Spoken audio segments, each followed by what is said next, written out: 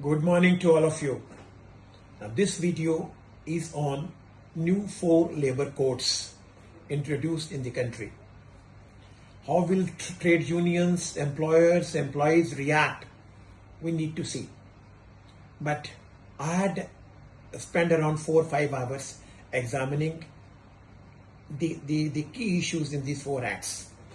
And since we had just done a conference on labor laws, one of the subject were labor laws in October, so I had little interest to examine and let our members know. These 4 codes also provide an area of practice for all the professionals, for all young lawyers. Now they don't have to deal with 30 acts, they have to deal with only 4 codes. Once a country of India's magnitude scraps 30 enactments which were created after a lot of struggle of labor and the government and the employers and the various high-level committees, including acts that were made prior to 1947 and including the acts made under the leadership of Dr. Ambedkar, we need to see whether in the quest of ease of doing business, these codes are going to help Indian capitalists, or these codes will actually result in labor welfare, which hitherto, as a professional I can tell you, did not exist, especially in cities. I have not seen labor people coming to any office enforcing Minimum Wages Act or standing orders or maternity benefit or the timings or the overtime issues or the hazardous work or the compensation part or giving right of any trade unions. I'm sure trade unions are not going to take it favorably. I have absolutely no doubt about it. Once you subsume 30 acts into 4 codes, I'm sure we do not have that capability that can, in 4 codes, that can take care of all the welfare measure that was embodied in 30 labor enactments. The 4 codes which we need to examine are Code on Wages 2019, Industrial Relations Code 2020, Code on Social Security 2020, Occupational Safety, Health and Working Conditions Code 2020. All these codes replaced the various acts concerning their keywords. For example, Code on Wages replaces Payment of Wages Act, Minimum Wages Act, Payment of Bonus Act and Equal Remuneration Act. So all 4 were related to wages. Few were made before independence and few were made after independence. Industrial Relations Code, it subsumes 3 acts. Trade unions, a very serious proposition. Industrial Employment Standing Orders, another serious thing. And Industrial Disputes Act 1947. All these 3 acts were made prior to independence. And the other is Code on Social Security. It subsumed 9 acts, including Employees Compensation, Maternity Benefit Act. They were also virtually made before independence, a few after independence. Then Occupational Safety, Health and Working Conditions Code. It subsumed 13 labor acts, big ones. Factories Act, Mines Act, Plantation Labor Act, for example. All these 27 acts, there were 27 books. There were thousands of judgments written by Tribunal, High Court, Supreme Court, and thousands of commentary books written by experts, and all these rights were through trade unions known to the concerned affected employees, laborers or wage earners. The theory of living age before theory of living wage before the Minimum Wage Act came was to ensure that the people who earn wages are able to survive. Now, whether the minimum wage is fixed even today, wherever enforced by the Ministry of Labour, is $1 million question. Even Manrega, I think the Manrega enforcement has been suboptimal in the country, as various reports suggest. All these codes deal with specifically 2-3 issues. For example, my notes suggest the Code on Wages will guarantee you a statutory right of minimum wages. The beneficial thing is it will be both for organized and unorganized sector. there shall be no discrimination between employees based on gender, transgender identities in recruitment or wages. Then the wages shall be made timely and the employer will not make any unauthorized deductions. And this will apply to all employees irrespective of wage, not salary. We are the limits. Industrial Relation Code that subsumes trade unions, Standing Order, Industrial Dispute Act will says there shall be a fixed term employment, but the employee will get full wages and benefits, including gratuity, if he works for 1 year. This is a good measure. Then there will be a higher threshold for layoff, retrenchment, closure. Approval limit for laying off or retrenchment in this code has been increased from 100 to 300 workers, but states have been given discretion to raise it further depending on their need.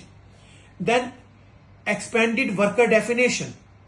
It says it will cover the sales promotion staff, journalists and supervisory employees earning up to rupees 18,000 per month. Just 18,000.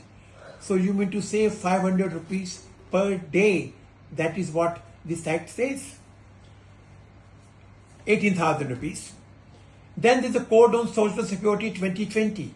It will subsume 9 acts, including Employees Compensation Act, Maternity Benefit, and this says it will be applicable to all working, including platform workers, to get Social Security benefit. Platform workers, railway platform workers.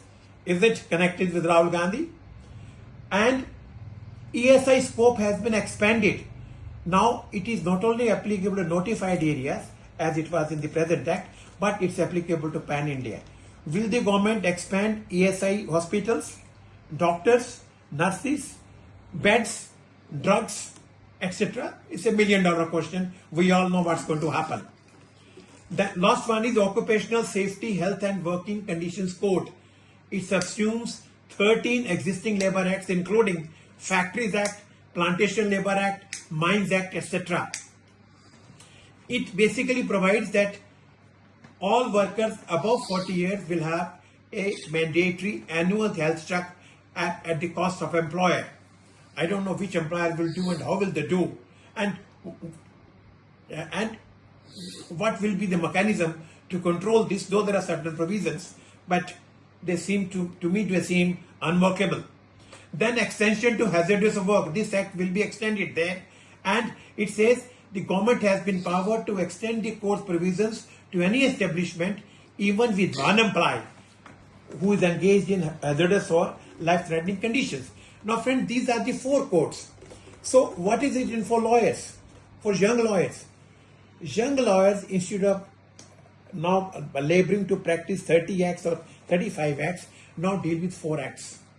And if we can hold some study sessions to know the intricacies of these 4 codes, it is very good for chartered accountants, for lawyers, for company secretaries to pick up the practice area.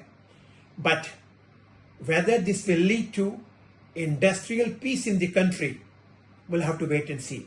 Already a lot of videos are spreading where people are saying they're very unhappy.